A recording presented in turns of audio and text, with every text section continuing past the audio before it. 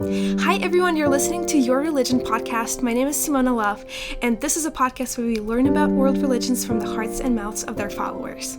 When I started this podcast, it was never my intention to have episodes when it will be just me talking about my spiritual thoughts, but something happened to me recently, and it was a crazy spiritual experience that I just cannot not share.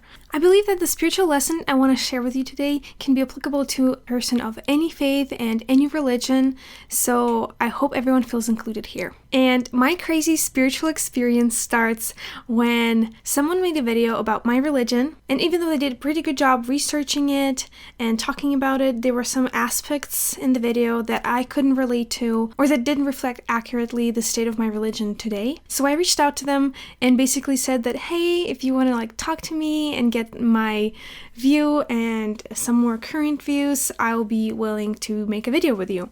And they said yes, and they were so nice.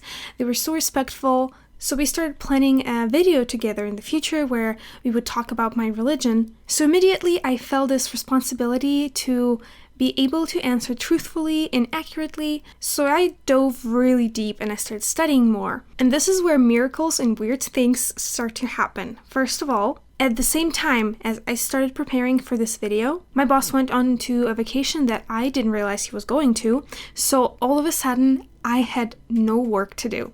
And all of my other clients also didn't have work for me to do, so I have never had so much free time in my life, and it all happened right at that specific week where I needed to study, I needed to answer some spiritual questions, and I don't believe that it was just a coincidence. Because everything that happened afterwards was just spiritual lesson after spiritual lesson and revelation after revelation, and it was insane, guys. So today I will not be talking about spiritual lessons that I learned specifically relating to my religion, but I'll be talking about more broad lessons that I felt God teach me during those weeks. It was almost a 2-week period. So the 3 main lessons I learned were about uncertainty, diversity, and community.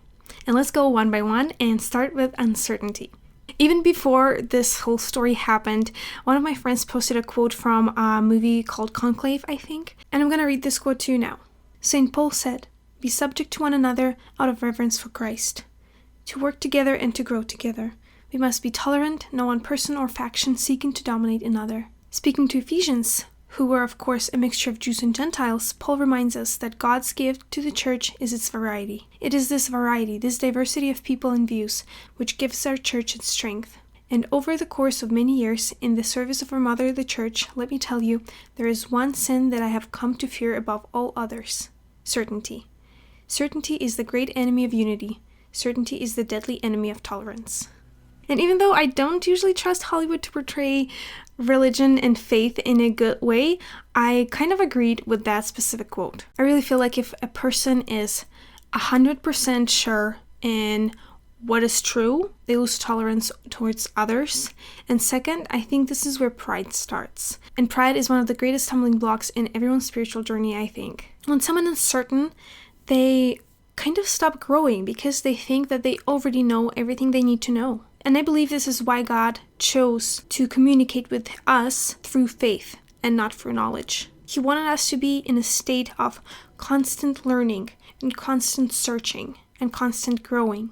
I believe that God created Earth, and I believe that when He was creating Earth, He created it so diverse and so beautiful with so many different species and colors, because He wanted to teach us and show us that this is diversity that I created, and you can find me in this diversity. So I don't think that diversity is a sign of imperfect society, but rather it is a sign of a balanced one. When we are not certain in our faith, and when we have doubts, and when we have questions, this is what helps our faith to be alive, and this is what helps us to be curious. The definition of faith is not knowledge, and I think God intended it this way. I think He intended us to be always a little bit unsure so that we would keep that curiosity, and we would keep that love and tolerance towards everyone around us. And this brings me to a quote I want to share with you guys from writings of a Taoist philosopher, Zhuangzi. He says, "The only consistent position is unknowing, since no one can be certain about who or what is right." In his writings, he also mentions that people are in love with their opinions. And I just agree with that. I totally felt it in myself. And let's all take this as a sign to fall out of love with our opinions and to embrace the uncertain nature of faith and to keep being curious and keep learning from others. And this brings me back to the story of that video that someone posted about my religion. And that video highlighted a lot of aspects of my religion that people find weird or problematic. And getting a chance and motivation to look at these aspects and dive deep into them and understand them has led me to so many spiritual lessons. And one of them was diversity. I don't remember where I heard this thought, but I really liked it. Someone said that for a healthy society, we need diversity and we need balance. Because if there is a one very dominant and prevalent worldview that overpowers the others, this is when the society becomes disbalanced, and this is where not good things start to happen. And I always believed that this is true in a political sense, but I don't think I ever even thought to apply this to religion. And when I did, and I combined this with a thought by Zhuangzi about uncertainty, it just made so much sense personally to me. And here I'm going to read Matthew 18:20 and kind of interpret it in my own way.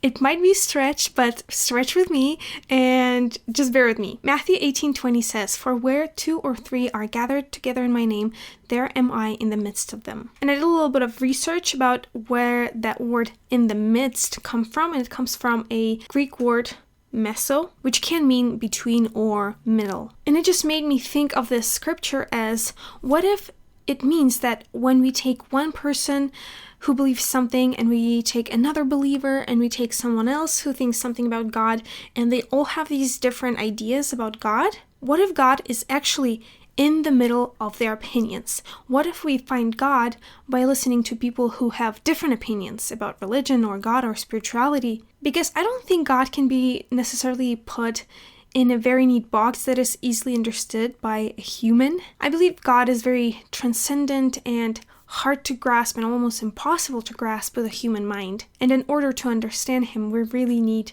to look at him through the eyes of other people. And this thought just helps me to appreciate different religions so much because they help me to see my God through a different perspective and understand him a little more. And this brings me to the third point that I wanted to share with you guys today, which is community.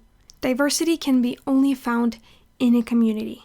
And that is where my personal love for organized religion comes in.